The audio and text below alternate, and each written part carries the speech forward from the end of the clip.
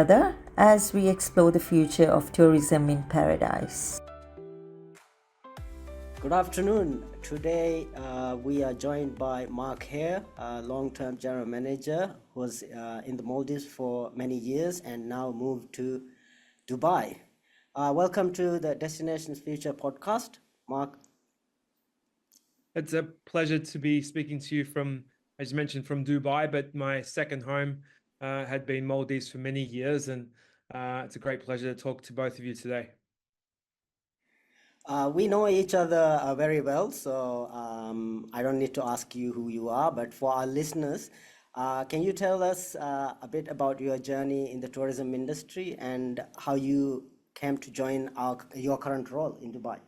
Yeah, it seems, in some moments in my life, I feel like it was just yesterday, but my career started at the age of 15 in the culinary side in Australia. And in Melbourne, Australia, I became an apprentice chef. And as you do, you follow your trade. And that led me to a career in culinary, which took me around the world from Melbourne to London at the most famous hotel in the world, the Dorchester, where I was really blessed to be really, I guess, connected and had the experiences around pure luxury and dealing with heads of state and Queen of England and doing lots of different events there from the culinary point of view. So that was my first chance at luxury. And then that journey sort of went back full circle to Australia, where we opened Crown Casino in Melbourne. And then my journey then went off to Sri Lanka, where I had an 8-year career with Hilton. And Hilton brought me into Colombo, Sri Lanka from the culinary aspect. And then I had an opportunity to join the opening stages of what was the Hilton in Maldives. And I didn't have any idea where Maldives was. Saw the photos. We weren't that active back in those days. It was the late 90s with Google, but I found it and realized what a stunning destination and flew down. And we did the opening of the Hilton, which is now the Conrad. And I helped out. And then I was sort of within a few months offered a role as executive chef of the Hilton, and thought, oh, how can I live on a secluded island in the middle of Maldives paradise? How could one live there? And then soon realized that this was a great opportunity and took it and spent 3+ years of my life out in the Maldives, where we really grew the property and the quality of the food and beverage and the experiences for our customers. And that's where I really started to get connected to Maldives and the people and the purity of it. Because back in those days, without too much interference with mobile phones and technology, you really saw Maldives at its finest down in South Ariya Atoll. And those days are very special to me. So that was my first introduction, and never forget it. Incredible moments. You mentioned about the simpler times with no mobile phones, and those days seem very far. I think we were just in school. Amjad, my Yeah. co-host, and myself. So what was your first impression of the Maldives when you began working here? And Yeah, how have they evolved over time? it's again distinctly this purity and um the fact that there was these islands in the middle of nowhere that people would fly to and catch seaplanes down, and we had these incredible moments with these customers, and it was all on you. It was the food you cooked or the way you treated the guest, and there was no other interference, and that purity was very, very special and cherished by everybody.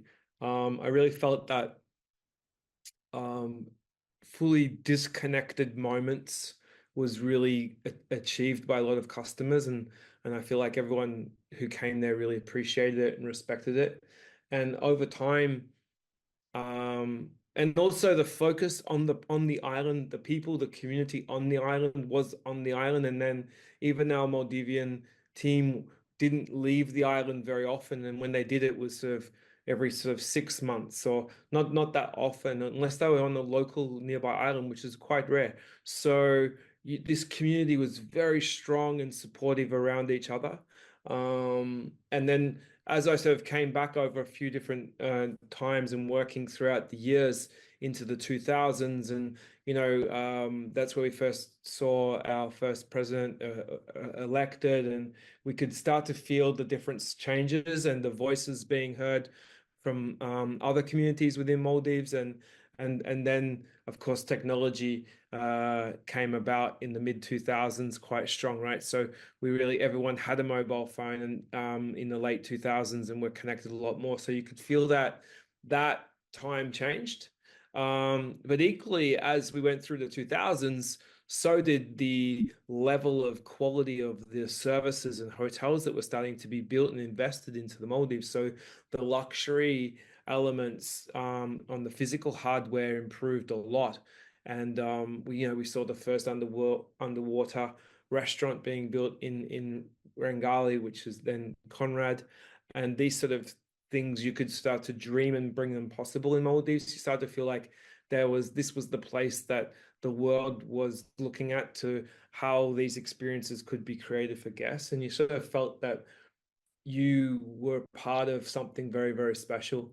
And so they've evolved over time to a point where customers in the world started looking at it through the late 2000s, and at a higher level, and the expectations got higher, and the investment got more, and more brands came to the Maldives. And I think that one of the incredible elements is that all of the local Maldivian people that I've worked with since all those years ago have grown within that too.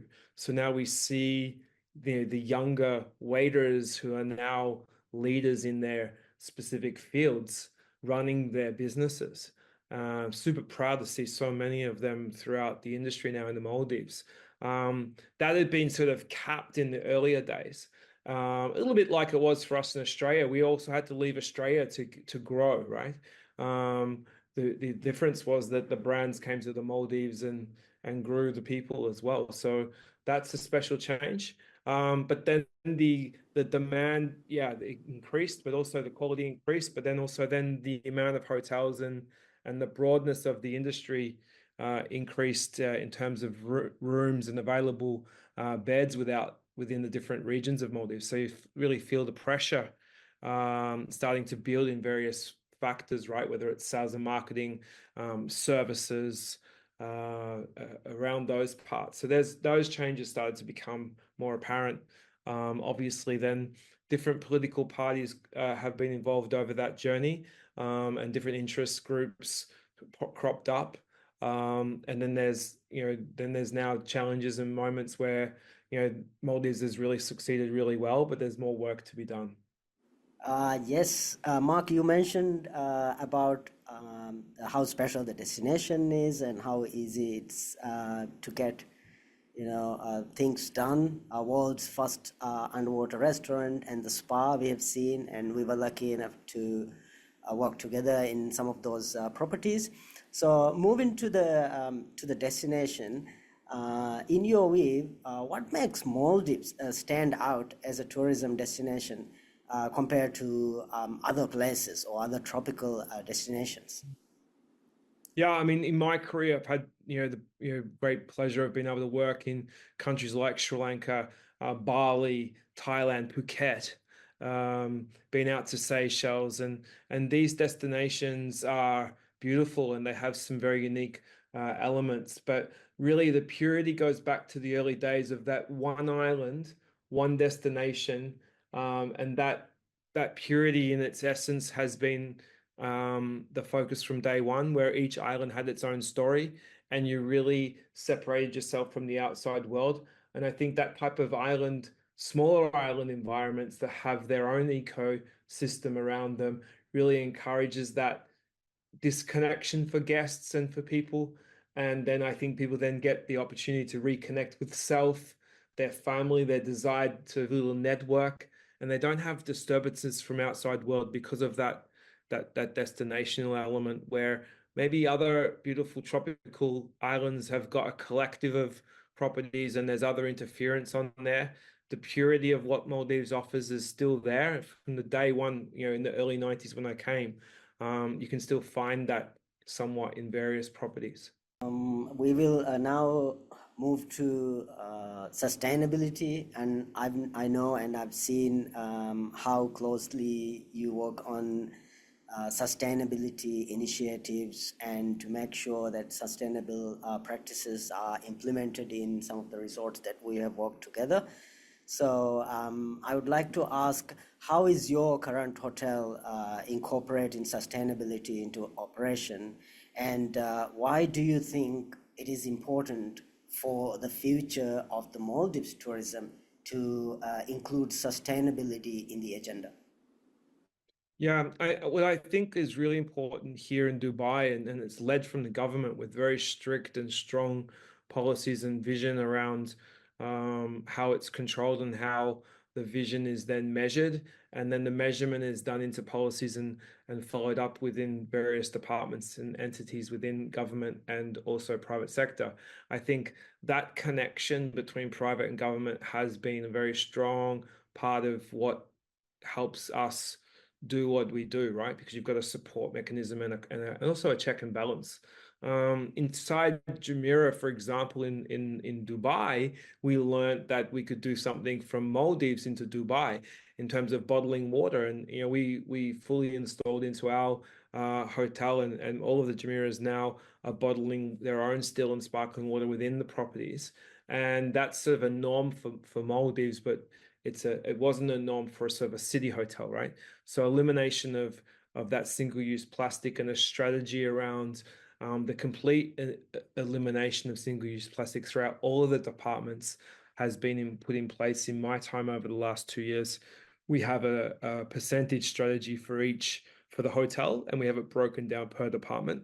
And every month they're researching and working on item by item. You can imagine thousands of items throughout the kitchen and lawn, in different departments, in the housekeeping and front office, where they're eliminating single-use plastic in a strategy that gets us to this 30-30 target set by the government. So, have this single-use plastic eradicated out of the industry. I think that's one of the opportunities that Maldives has to do. We've got a great initiative here where we grow leafy greens, for example, on property in a self-contained container. It's managed professionally, and this environment makes sure that we can produce over 6 kilos of leafy greens per day, and that can be ramped up and down depending on occupancy. But that provides all of the leafy greens for the hotel in the time when we need it.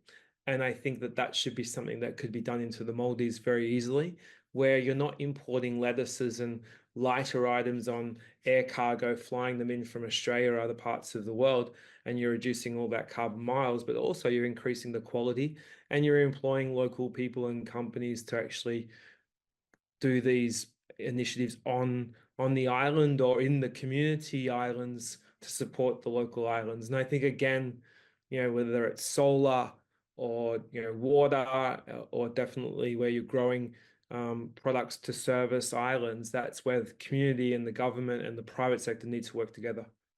I mean, we see the destinations in close to us and far from us developing, and sometimes almost imitating what we have in the Maldives, and often this is enhanced by influencers and media about, oh, this looks like Maldives. This is the Maldives of the Middle East, specifically to the Red Sea project.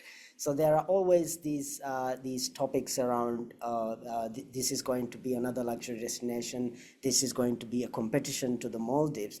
So I wanted to ask, what do you think are the key challenges you see for Maldives in maintaining this position of the world's leading global destination for luxury travel? Yeah, I think it's a super important subject, because the purity of the Maldives has quite a few important factors, right? And I don't need to to tell you what they are, but in my eyes, especially from a consumer point of view, as well as a insider working there for many years, and it's a cliche, but it is the people, and the people that touch your experiences in the moment that you step off the plane, in the moment that you arrive on the island, in those moments throughout the guest journey on the property, whether it's your housekeeping attendant pulling a coconut tree or understanding, and having those conversations and chats, legendary moments on a football field, right? All of these little connective elements of real indigenous local Maldivian people throughout the hotel being part of the experience is something that you can't replicate in the Red Sea. You can't replicate that anywhere else. You can do it in Bali, you can do it in Seychelles somewhat, you can do it in Thailand. That's the uniqueness of Maldives, is the Maldives people, right? So how do you continue to, drive Maldives to keep up with the rest of the world? For me, it's through innovation, continuing to invest in the people, the quality of the services, but also maintaining a balance of how much the country should expand or how much it should redevelop within itself, so that there's a balance of the eco and the economic levels of different tiers of hotels are maintained. There's room for premium luxury, but also there's room for 3-4 star and guest house experiences. But where are you capping it? Where's the government going to cap that and then yield it at both ends? I think that's an important thing to be discussed at a much higher level than me. But again, I guess from what I know, the balance of that is important so that it's sustainable for generations. I think there's a burnout factor if we don't figure out how to cap those elements. And I know that people say, no, we should continue to grow. But unless there's a magic pill there where you're going to grow the population again, the indigenous Maldivians need to be part of that for it to be sustained. Thank you, Mark. I think we all agree about controlling and putting a cap on the direction we are going. We are currently seeing an accelerated development, which is not sustainable to the ecosystem or to the people of the Maldives, because the two things as a country, as a nation, we have to promise our people is a quality of life and quality of space or place. If these two things are not offered to its people, then we will see issues that arises from these things, right? If there is overdevelopment in the local islands for the benefit of building guest houses in 90% of the land, where are those locals living? So these are important questions I think we should think about, we should talk about. And I think this is one of the reasons why we started Destination Future as an advocacy group to socialize these kind of ideas, to talk about this and to bring everyone together. So we pass on this country to the next generation in its current form or even in a better form. Now, moving to the next segment, I know my co-host Amjad is eagerly waiting. He will move on to more technical stuff, into the marketing and the future outlook. Amjad will ask a few questions. Amjad, the floor is yours. Thank you very much, Nabeel and Mark. Very interesting insights that you have shared, especially about your very first experience about the Maldives, how you found the Maldives and all these stories. They are definitely very fascinating. So what I will do is I'll start with a little bit of marketing and innovations. So Mark Hehir led the most successful openings in recent history, particularly Amilda Fushi and then Ritz-Carlton as well. I would like to ask from you, what marketing strategies have you found most effective in attracting tourists to your two properties? Very different two properties. One was standalone and then the other one is brand. So if you could just elaborate a little bit about what kind of special strategies that you have implemented and executed. Thank you, Amjad. Pleasure to be speaking to you as well today. You know, marketing also steps back to quite a few years ago when I first started at Hoof and Fushi. So I'd like to tell you that story because that's something that really crossed over to us in terms of, you know, getting people's emotions connected to experiences, right? So when we talk about marketing, we're trying to reach into those target audiences. We're looking at the geographical spread of those audiences. Where do we want to bring them from? UK, Russia, Germany for the top three. For example, they've been there in Central Europe for many years and also throughout the Middle East. So we have to find ways to speak to them. So through those, back in the early days, we were looking at, of course, we worked with our wholesalers and we have to support our wholesalers through great stories, which back in the early 2000s was still strongly influenced by print media, and those relationships with incredible publications like Condé Nast Traveler were important and still equally are as important to have stories written about your property in those magazines where your customers and tour operators and agencies are connected to, right? For us, creating Hoof and Fushi's music strategy was to work with DJ Raven, a very important DJ in the music industry around lounge music back in the day, and still does very, very well, with a series of CDs, which back in the day it was CDs and now it's all digital, from Buddha Bar in Paris, which is a very famous nightclub, and created an incredible set of music which was listened to around the world. We were able to secure that DJ Raven to come down to our property and formulate a partnership where we were able to create a CD of music that would be reminiscent and inspiring around your times in the Maldives, those long afternoons, those beautiful evenings, stargazing, and really start to connect up music and the experience and then package it. So we were able to partner with him, create a CD, and we launched the first Hoof and Fushi CD with Raven to the world. And that CD then sold in record stores. They were available in airports, and it was listed in the top 10 CDs of its time with Raven's name on it. And we're able to then cross over between marketing a hotel, Hoof and Fushi, which no one knew in the world, to the world through music, and connect that to customers who followed that DJ, who were connected into maybe having a holiday in the Maldives, right? And it spread that way. That marketing strategy of partnering with a DJ was the first of its kind for Maldives. And then that set a trend of bringing that music into Maldives, and you see that today. But we were the first to do that.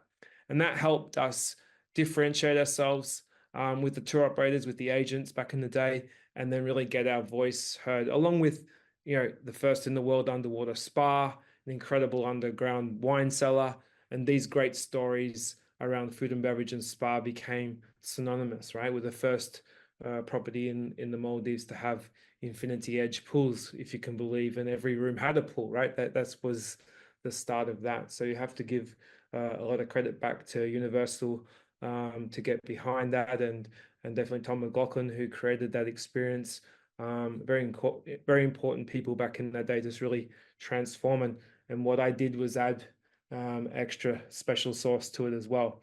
Now, when you bring it forward the last sort of 10 plus years in the digital age, those visual storytelling has been very important to set the scene and tell a story around experiences that you can enjoy around the natural beauty of the pristine beaches, the marine life, the incredible accommodation, and the food and beverage experiences. So you had to then take our customers on these journeys, and they could imagine that they could have their moments, and they were done through ensuring that you had influencer partnerships. Those influencers were key people in those locations, those geolocations, which were bringing customers to the Maldives. And then those particular people in Russia, Germany, and the UK became very important influencer partnerships that could be done also in conjunction with print media. And we did that at Hoof and Fushi very well with Condé Nast Traveler, where we teamed up with some incredible people that wrote stories for us that was then syndicated into other parts of the world as well. And then social media obviously then enhanced that and told more stories around that. So I think those have been those incredible experiences from Huafen right through to Amilafushi. When you come through to Ritz-Carlton, you've already got a worldwide brand that's known very well around the world. The stories we wanted to tell there also is reconnecting with the environment, ensuring that we had a strong story to tell, and a real person behind it. And I think that's where, again, I go back to, either Maldivian people or world-class artists, world-class chefs. And from a marine life point of view, there was no other better person alive than Jean-Michel Cousteau. So the Cousteau Foundation teamed up with Ritz-Carlton many years ago, and all I did was able to reconnect that to the Maldives, and we brought those experiences alive within the property, and that became one of the stories that we told around marketing, in terms of telling a story about the property and the environment, and along then that sort of connects up to collaborations with brands like Bamford for the spa. There's an eco story as well, and well connected into the English community, and that became another story we could tell around our spa. So these type of elements, and then you're hosting events, and especially through the great celebrations we created over many years within using Easter and Christmas and New Year's to really highlight world-class artists and events to bring the elite level of tourism to the Maldives. That's something, again, that once you do that within the property for those said periods, it then has an effect for the rest of the year, which then creates that story within those communities. When they get home, they tell people, right? So for me, marketing has many layers, and it starts and finishes in different ends.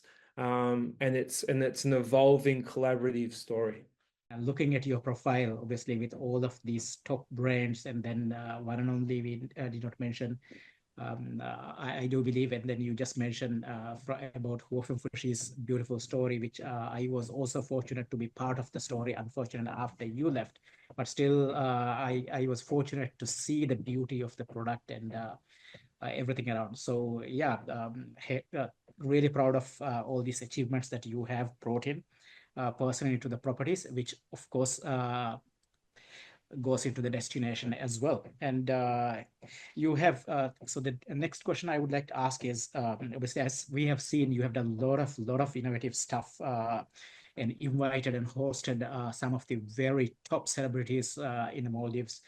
If we just name one recent, we'll go for David Beckham and Gordon Ramsay and these kind of people. And then most recently, as Nabeel mentioned at the beginning, the podcast that you introduced in Ritz-Carlton, which is something quite new for the Maldives. And I don't think still anyone has started a program like that.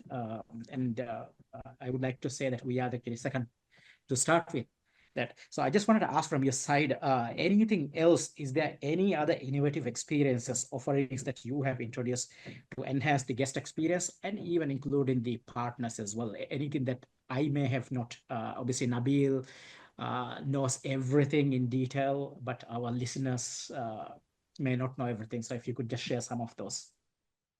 I think we've been on that digitalization sort of transition for some time now. I really think we've been looking at data and analyzing it from a raw sense for many years, and now we're starting to collect tools to allow us to enhance the customer experience and personalize it. And we've been working with pre-arrival questionnaires and digitalizing those experiences for many years. We did introduce a few throughout the journey with different properties to really gather a lot of data and engagement with our customers before they arrived. I think if you just discuss digital transformation in itself, I think that's where the biggest jump for the industry is happening right now through AI, but it's also happened organically prior to that back in the day. The storytelling now can become quite dynamic in a way that travel platforms and resorts can showcase their unique offerings and their stunning locations through these high quality visuals and also really thoughtful storytelling. And then using data analytics, I think it's really important that customers can then be understood about what they want. And I think that their preferences are now being recorded in a really smart way. And I think that's where the future is, in around that real-time engagement throughout the experience, that you're tracking those experiences. We've done this in the Milafushi and Ritz-Carlton, where daily we're tracking the guest emotions and we're sharing them on platforms behind the scenes, where whether it was a WhatsApp group into an actual online system that really understands the guest sentiment throughout the stay, so we can target them and retarget the customer in a different part of the property to show that we genuinely care about something they care about, and almost cross the chasm, the boundary between their upset moment to elevating an experience they never thought that we knew about. Rather than, I mean, every hotel will cover up or definitely recover from a situation, right? Whether they've had a bad moment.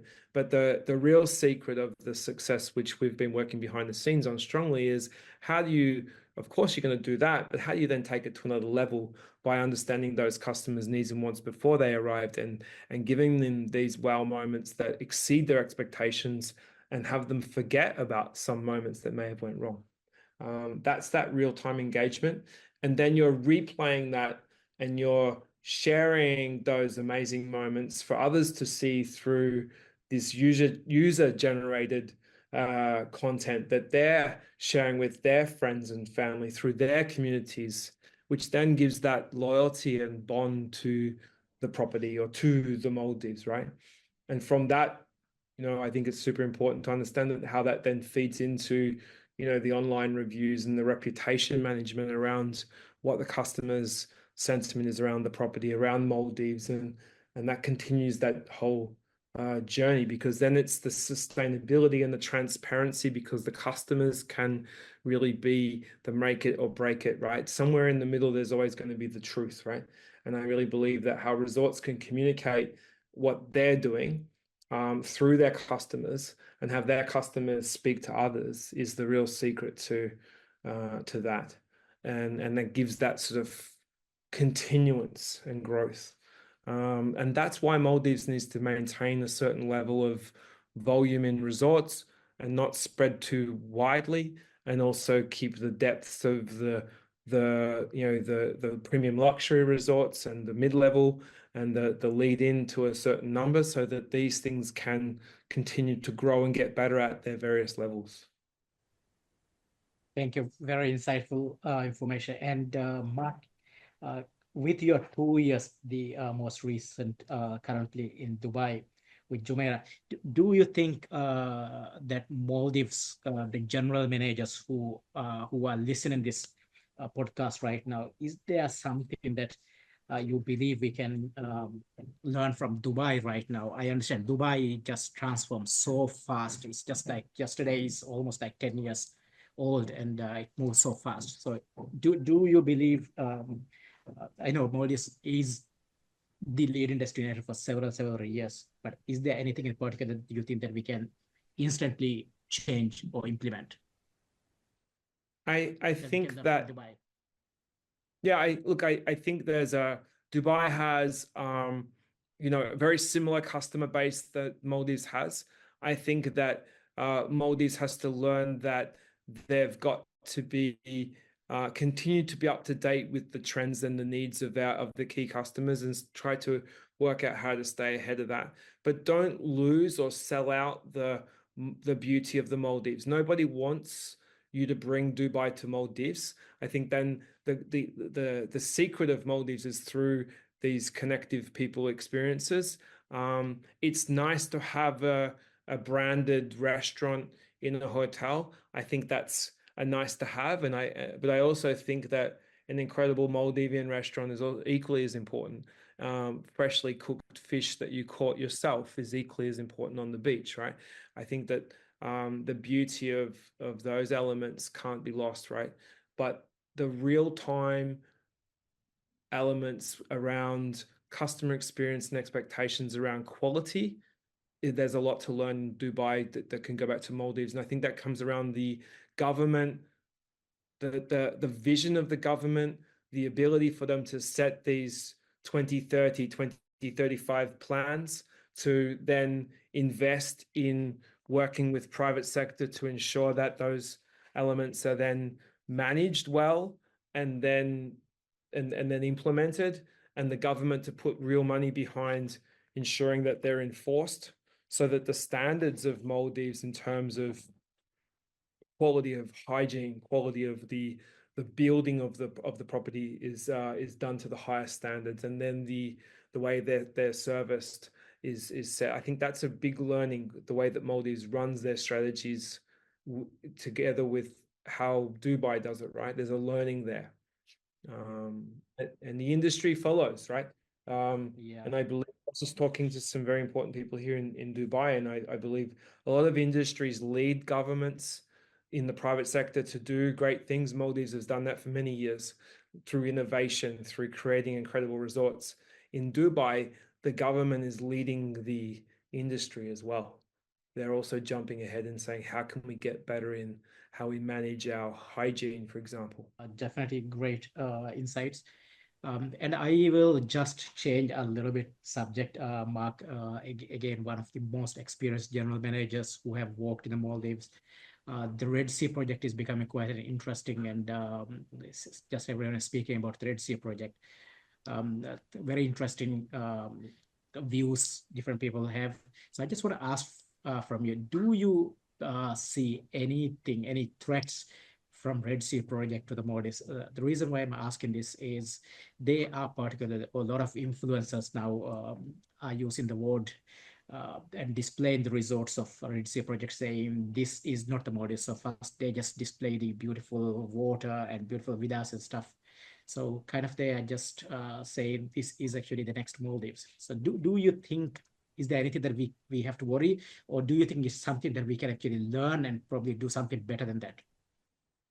I think there's some learnings, and also there's some things that we spoke about earlier that is important to hold on to. I think the government has to set itself some strong strategies over the next 5 to 10 to 15 years, where they see themselves, and the government then needs to get with the private sector and all the community and ensure that these things are then well documented and people are held accountable for, because the growth of Maldives resorts, for example, where you get to a point where there's not enough Maldivians working in all different roles, is one of the key elements to the experiences that's going to differentiate Maldives to the Red Sea, right? Because they can build these resorts and go off the grid 100% and jump straight into the world's latest technologies around using solar and solar boats and solar planes and all of these things, which Maldives can do too, right?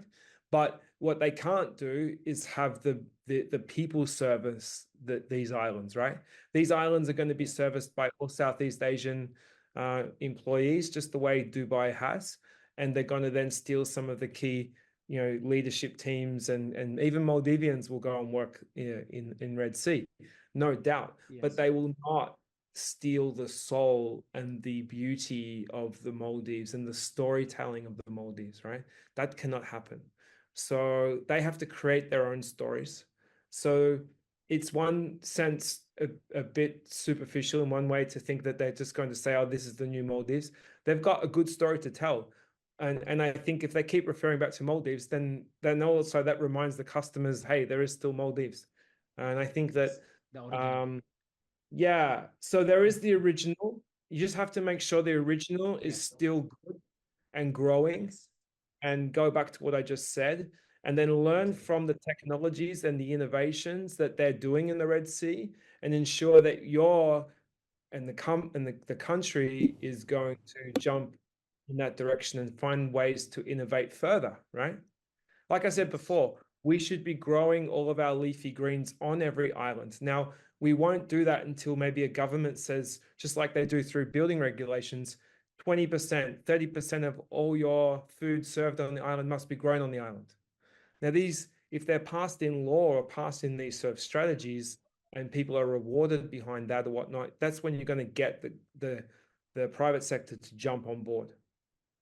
Same for solar, right? It's very relieving to hear someone with so much of experience. And again, Mark, I will just actually, you have highlighted a little bit about this particular question that I'm going to ask. In the recent years, we have seen a lot of unregulated tourism developments in local island, particularly the construction of the high-rise buildings, 10 stories, 12, 15, it just goes crazy. What, in your opinion, what are the potential? Do you see any threats that it puts into the destination? Because Maldives as a destination has been known as one island, one resort, or even if it was a local tourism before, it was very beautifully done. But right now there is no control. Do you think that it's a threat to the Maldives tourism, especially the brand? Yeah, I think it goes back to what we've been saying on this discussion today. Is like we've got, the government and private sector have to get together around some controls, and then yield those within those sectors, and not do mass tourism too far and have these big buildings built. I understand communities want to relocate from outskirts to islands, fine, but then let's try to sustain those outskirts islands as well in a way that the islands that have resorts on them support truly the local communities and allow them to flourish. And then the mass migration of people into Mali should be capped, and there's a limit to all of that as well, right? You really want Maldivian people to be, of course, educated and rewarded and have a great life, but there's opportunities to do that on the island if those things are connected to the resorts that feed the most and largest income into the industry, right? The people of Maldives have to be part of it, right? And they can only be part of it if they're out in those regions. So I think the government has to think through this sort of 5, 10, 15, 20-year plan and understand they can't just simply have an island that's run by other nationalities and their own people sitting in Mali. That's not going to be a future. The way that you could then say, oh, how are we going to compete with the Red Sea? Well, then you'll just be like the Red Sea then, won't you? Because you won't have the people out there. So there has to be some real strong long-term thought for the next generation. That's exactly one of our hottest topics that we discussed in our future summit as well. So we wanted to share the same message actually from an outsider right now, because you're in Dubai, you see it's totally different picture as well. So thank you so much, Mark, for all this amazing information. Nabeel, I will pass on to you. Sorry if I have taken too long. No problem, Amjad. There's not too much time when discussing these important topics, right? Thank you, Mark. I think now I will take it to more less serious a conversation. Mark and I mean, on and off, we have worked together I think we've known each other for more than 15 years. And one of the things that I always, admire about you is your discipline. And that discipline is especially in the way you carry yourself, the way you speak to people, the way you approach in meetings, and the way you focus on your health. And I think this is related to the leadership qualities that one carries, right? These important segments of their life, how they manage these important areas. So I wanted to ask what leadership lessons that you have learned over the years, whether in the Maldives or outside, that could benefit others in the industry. What is one thing or one or more thing that you can share with us? Yeah, I think we all are in different journeys in our life, and I think when I look back to my early days in the late 90s coming into the Maldives, and we spoke about it earlier, where we found this one island, one destination, this total seclusion away from anyone that's outside interference, right? It's just you, your customer, the people in the community you work with, and you're there 24/7. And it really gives you a chance to look inwardly on yourself. And it was the first time I really think in my young days, I'd really looked at myself as Mark the person and the leader, and who am I? Because Maldives gives you the most unique opportunity in your life. And there's a lot of people who can't handle that. And it's a 360 opinion of yourself every day, because people will see other people and have perceptions of who you are, what you do. And then there's transparency, and eventually you cannot separate that, and you've got to be who you are, right? So Maldives teaches you in its raw sense of who you are, whether you like it or not.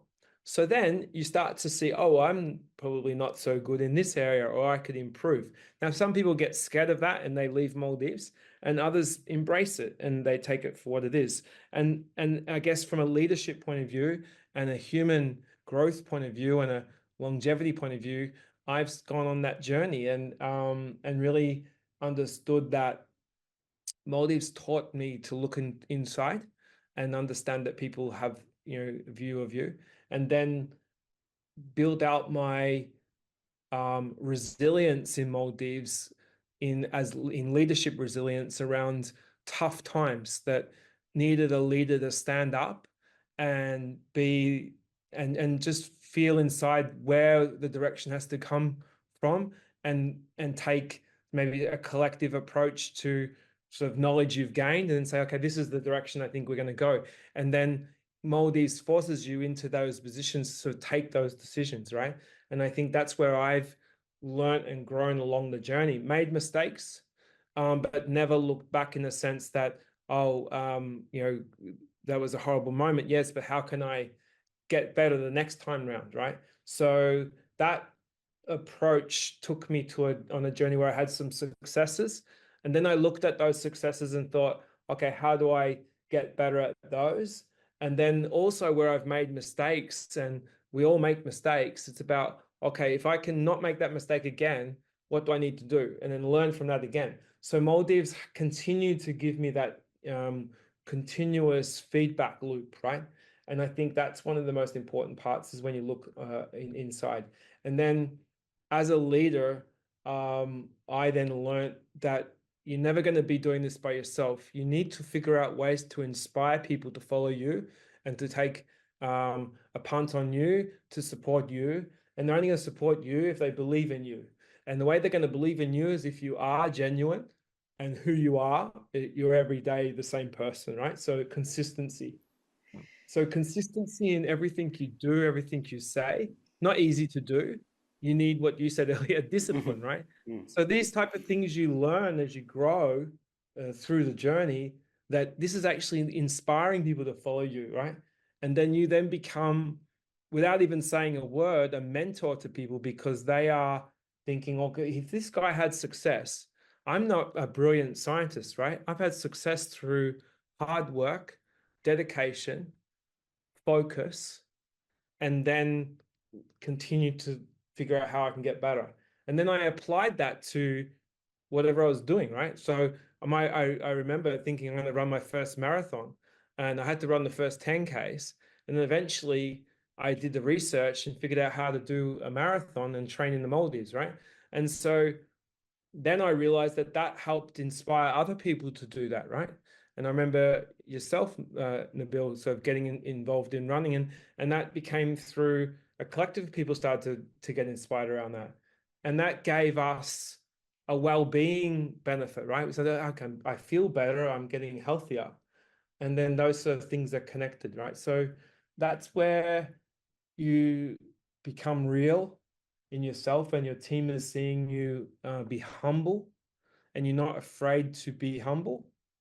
You're going to get some ups and downs around that, but that's when you then have the power and the strength to serve. I believe as time goes on, you also know when you have to stand up and be the decision maker, and you're going to take the lead, right? And that's going to happen over time when you've had these sort of success stories as well, and you feel like people are around you that support you. It's a great subject. Yes. I love it. Yeah. You mentioned before in the discussion about how important it is to have local communities in the tourism industry, and how important it is part of the secret sauce almost to have locals working in. And we are, as time goes by, and we see it, we are facing some challenges actually hiring locals or finding the right local talent. And in your view, what can be done more to ensure their involvement in the tourism industry? Yeah, I think it comes in hand with education, the ability for our local community to be educated at different levels in various different schemes and departments, and then that then is more regulated around, you know, who should do what role. I understand that that's already happening, but you need to inspire the youth through certain community, again, education and learning and experiences to get them inspired to join the industry. And I guess it's connected. It's never in isolation, right? I think the private sector has an important part to play in embracing that, and I think the bigger brands do it somewhat quite well. There's more work to be done around how all of the hotel operators in the Maldives get behind local community initiatives that's got some real depth. And then governments would be stronger in how they enforce some of the regulations around that. And then, of course, education has to be part of it. Now, it's happening, right? But it needs continuous push. Not an easy one, Nabeel. Definitely not an easy one. Yeah, very true. I mean, this is one of the core objectives of our NGO, the Destination Future, is also attracting or finding ways to attract young people or to inspire young people to join the industry. I understand it's not an easy life in the resort. You know, having lived in the resorts for more than 20 years, I understand it's not that easy. But that is the best paid industry as well in our country, right? So we have to somehow find ways to inspire, attract the local and young talent in the industry. So one of the core objectives of our NGO, and in the future initiatives, will be working with the government and the civil societies and various other organizations, and also in the corporate sector, to bring people in, young people, and to tell them and to explain them what happens in resorts and what we do in resorts, and really try to attract them. I guess it connects to the part of the education you mentioned. Now, what advice would you give to the aspiring leaders in the Maldivian tourism industry today? I think no matter what level you're at right now, and you're working in the Maldives, and you want to lead a hotel, or you want to lead inside government in certain departments, I think that you've got to continue to have that learning mindset, the humility, and you've got to then start to figure out, when you start traveling and going to different places, try to find the purpose in what you're trying to learn when you do travel outside, in terms of experiences and how people are doing things. And also, the other important part about that is hire good people around you that are better than you in some subjects that you don't know so much about. And don't be afraid to be humble around that. You're still the leader. You're going to inspire good things from those people as well. And then you're going to in turn learn from them. And I think you've got to continue to hire outside key people to grow the weaknesses of within your particular field and area, and then be the one that's learning from them as well. The other important part is that you've got to send some of your younger ones out for 6 month, 1 year, trips where they'll work in the industry of their chosen field, and have those experiences outside Maldives to bring back those learnings to the country as well. So it's and if you can do that yourself, do that yourself as well. I think that being in and out of the country but still have the loyalty to the country is important. Absolutely, Mark. I think we are now very close to the end of the show, this segment. So in closing, I will just ask fun question. Is there any particular memorable moment that you still remember you would like to share while working in the Maldives? Could be earlier days or in more recent days.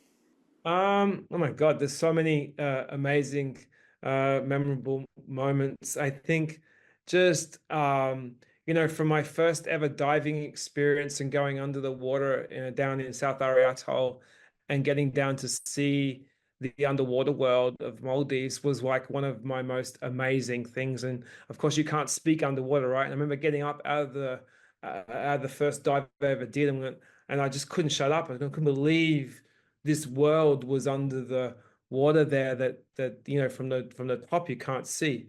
And I was so overwhelmed with the beauty that's under the water there in the Maldives. It just sort of stuck with me for the rest of my life.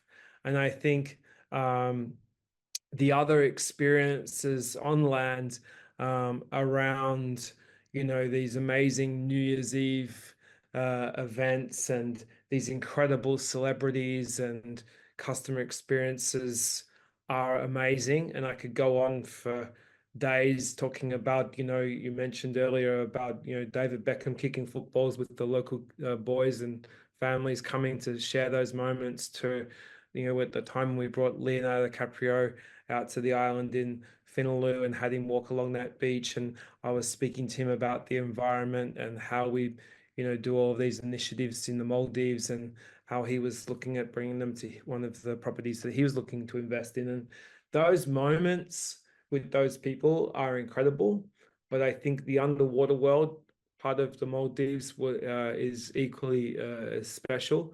But there's one last thing I'd want to say, and that's the beauty, and it goes back to the theme of today's conversation, of the Maldivian people giving these experiences to these customers through these most simple moments on the beach with these barbecues with their feet in the water, this table for two, the most romantic setting at sunset, and these waiters and these butlers that are creating these beautiful designs and candles and all these moments, and also understanding these customers' needs and wants. Those special moments, they live with me because because when the customer comes back to me and goes, we will never forget this the rest of your life, you're thinking, wow, we do this every day. And these are the magic moments of Maldives that lives with me forever. Very true, Mark. At some point, I felt like I'm sitting in the resort, listening to these beautiful expressions. In closing, is there anything you would like to share with our listeners about the future of tourism in the Maldives? Anything particular? I know we discussed a lot about what the future holds and what we should do to control certain developments in certain segments of the industry, but anything else you would like to add? I think for our Maldivian population that, I feel, again, like I said earlier, that it's my second home, is that we've really got to stay close together. I think that the community is super important. The power that you have together is so important that you really take care of the future generations, because the people who built the Maldives tourism industry, who are getting into their older ages, will not be around. And it's really you that has to take this next 20, 30, 40, 50 years and hand it over to the younger generation. And I think that the vision that you have to have is not just, do I get elected? Do I get into this job? Do I get the latest iPhone? It's got to be generational, because the people who gave you this gift of this tourism industry you have, they had a generational mindset. And I think that that's where the community needs to think much more seriously. Thank you, Mark, for being with us today and being the first guest of our podcast, the Sunnyside podcast. In closing, I will hand over to Amjad. He might have one last question or many questions to ask. So Amjad, the floor is yours, and you may close. Thank you, Nabeel. I will make it short and sweet. I just want to ask Mark, will we see you again in the Maldives? I don't have any major plans to come and work and live in the Maldives at this stage. Definitely as a visitor. Very happy to come out and see all my friends and enjoy paradise. But at this stage, no direct plans. But stay tuned. Perfect. And what's your favorite, Maldives or Dubai? You kept mentioning Maldives as your second home several times, so I thought listeners Yeah. must. Look, I have a great love. It's given me so much, and that will never die. I think that we all, being in Australia and then having more longer term goals with family, I have to go home to Australia eventually, right? So, Dubai is a great place at the moment, and we really enjoy our time here. But eventually, I have to go home to Australia, and the passion and love for Maldives will still remain a very Would important you part of my say life. between Dubai and the Maldives, what would you say is probably the one you love more? I'm sure you love Dubai as well. Yeah. No, look, I love Maldives. There's no doubt about that. So, I think uh, I'm just tried so hard to put you on the spot, Mark. But it's That clear won't that work somehow. there's a special place in your Yes. heart for the Maldives, you know. No, we Uh, understand definitely. Yeah, Mark, it's really a great pleasure having you on this space. As Nabeel mentioned, this is our the very first podcast, and it's such an honor to have you here. Thank you for joining us on Maldives Uncovered, the Sunnyside podcast by Destination Future. We hope today's episode has sparked new ideas and given you valuable insights into the Maldives as a leading travel destination. Don't forget to subscribe, stay connected with our community, and be part of the conversation. Until next time, keep exploring and pushing the boundaries of what's possible in the world of tourism.